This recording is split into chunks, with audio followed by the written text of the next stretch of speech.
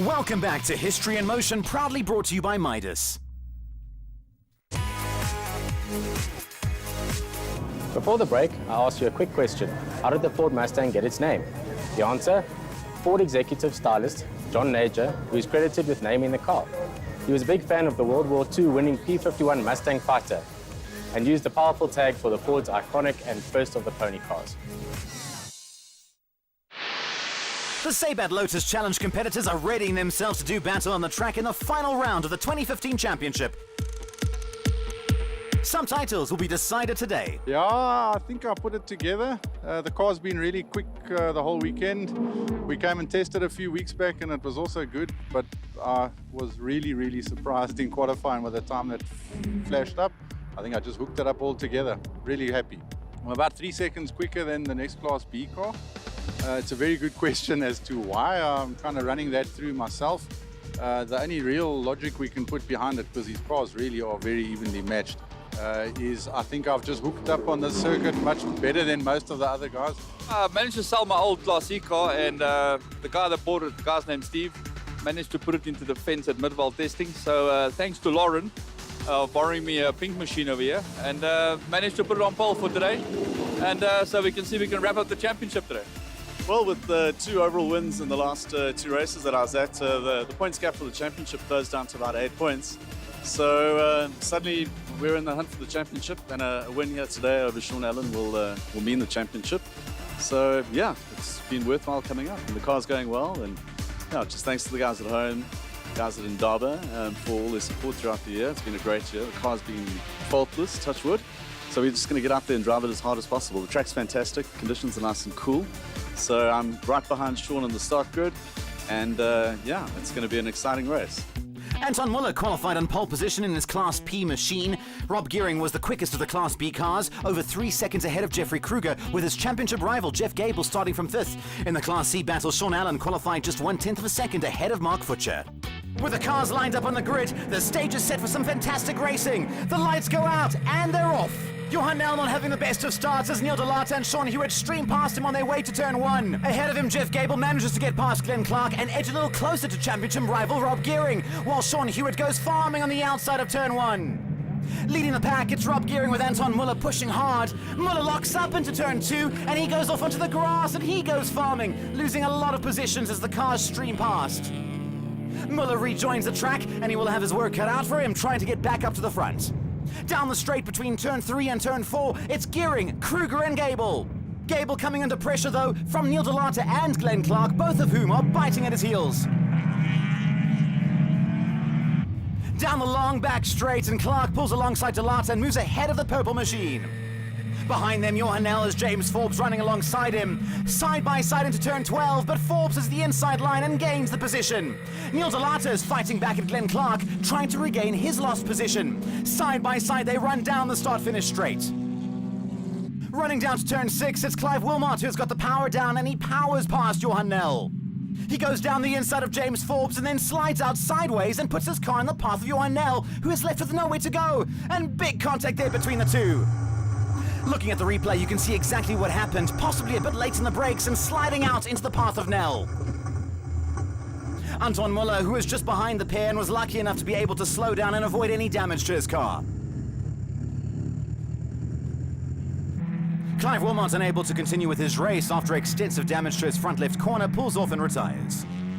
Class L champion Andre Duplessis goes down the inside of the Class C machine of Mark Futcher as they go through turn 13 and onto the start-finish straight.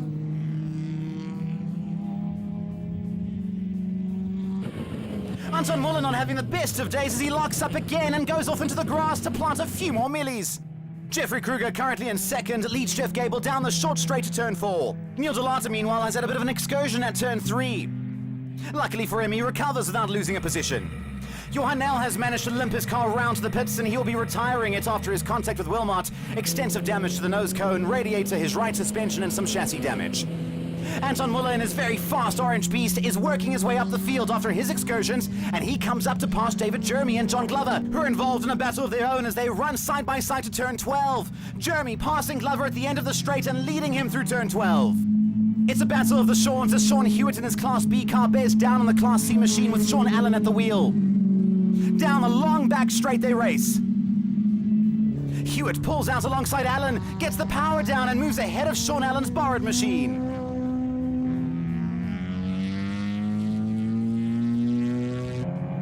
In a Class L battle, Philip Adicott leads Ashley Dean through turn 5. Coming onto the start-finish straight, Jeffrey Kruger is ahead of Jeff Gable. The pair giving it their all, and Gable looking for a way past, as today, every point counts in his championship battle with Rob Gearing. Coming into turn 3, and Juan Toy watches as Andre Darfel goes farming on the outside of the corner. Darfel recovers and rejoins the race 2 positions down. Anton Muller is closing in on Jeff Gable as he works his way back up the order. He passes the Baby Blue Lotus, and Jeffrey Kruger will be next on his list. John Glover and Connor Jones are having a great tussle further back in Class B. Jones with the inside line tries to take the advantage, but Glover won't let him go that easily. Glover runs slightly wide in his efforts, and this allows Jones to edge away slightly. Anton Muller has caught up to Jeffrey Kruger and is lining him up for the pass. There will be no resistance from the less powerful Class B car, and Muller sails by.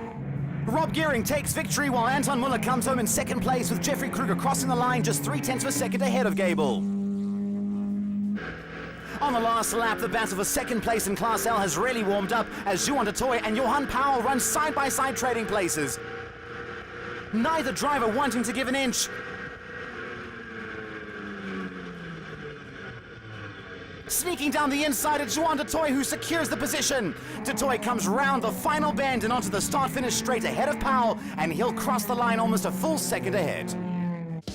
Rob Gearing took victory with a comfortable 13-second margin. Anton Muller came home in second, followed by Jeffrey Kruger and Jeff Gable. In the Class C battle, the 2 championship contenders broke out, so they will take it to the final race of the season.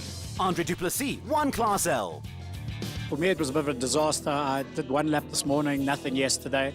So I was learning my way around the track, but there was a mess up front, so I managed to take a bit of, get a couple of places. Anton Miller came past in the turbo car, spun about 5 times, and I was getting lost on the track. So Connor and Sean caught me, and every time I thought I must try and get away, I made a mistake. So they caught up to me, and then we had a bit of a dice. It was very good. It was a reasonable start for me. I managed to qualify 7th. So I was happy with that, considering yesterday's times. But then got down to turn 1 and I made a bit of a flop.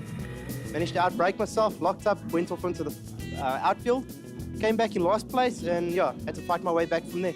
It was quite a good start, and then Sean and I think David Jeremy went straight forward onto the grass, and I just followed suit with them. And yeah, so I went off along with them. Then I passed a whole lot of low-class guys that got past us. And then Sean came past me, and then we caught up John, and then yeah, it was a good dice with John, and then that's what happened. It was a good race. Yeah, today's race went very well for first time here. Started from 3rd on the grid, and in the second corner, the Turbo Lotus managed to outbrake itself, and then I just managed to keep it in second and hold off Jeff till the end, so I'm quite happy. The second race, I'm starting P3, so hopefully we can just try give Rob a run for his money today, and yeah, it's awesome to be here. The cars are lined up and ready to roll. The lights go out and accelerators are pressed. We're racing in the final round of the Sabat Lotus Challenge for 2015. Clean start from everyone, and it looks like the 2015 Volkswagen Golf Cup champion Jeffrey Kruger has got the lead ahead of Anton Muller.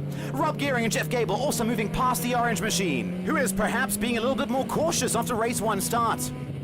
Neil Delata, finding some speed, comes flying past Muller and has a look around the outside of Gable. Delata's enthusiasm getting the better of him as he runs off wide farming. Delata keeps the engine running and tries to rejoin the track. The back of the car steps out on him again and he gets a bit sideways. He eventually rejoins the race right at the back of the field. It's Kruger up front, followed by Gearing and then Gable. Muller is in 4th with Clark behind him. James Forbes leads David Jeremy. It isn't long before Rob Gearing in his more developed and more powerful Class B machine compared to that of Kruger passes the youngster and moves into the lead. Kruger doesn't let him run away and pushes hard to stay in touch with Gearing. All the cement in the circuit, soaking up some oil from a previous race, throwing up some dust. John Glover off on the grass doing some sightseeing, possibly still struggling to get to learn his way around the new track of the tour. He rejoins the race a few positions down. David Jeremy is also pushing hard. He moves down the inside of Sean Hewitt in upper position. Hewitt, ever the racer, comes straight back at him and regains the place. Nose to tail, they race down the start-finish straight. pushing as hard as they can. Jeremy moves alongside Hewitt and lines up the inside line for turn 1. This gives him the result he was looking for as he manages to move ahead. Coming into turn 3, and Andre Darfel is ahead of John Glover. Darfel spins his Lotus across the track, and Glover has to do the same to avoid contact. Both drivers manage to get themselves facing in the right direction and going again, but not without damages. As you can see, John Glover's nose cone is not really attached to the car anymore. It's not long before he pulls into the pits and retires his bright Lotus from the last race of the season. Anton Muller has slowly been working his way up the order, and he's now caught up to race leader Rob Gearing, who he passes without a problem and now takes over the lead of the race. Tim Clamp is coming under attack from Andre Darfel, who slides down the inside of turn 5 and moves ahead of the white number 19.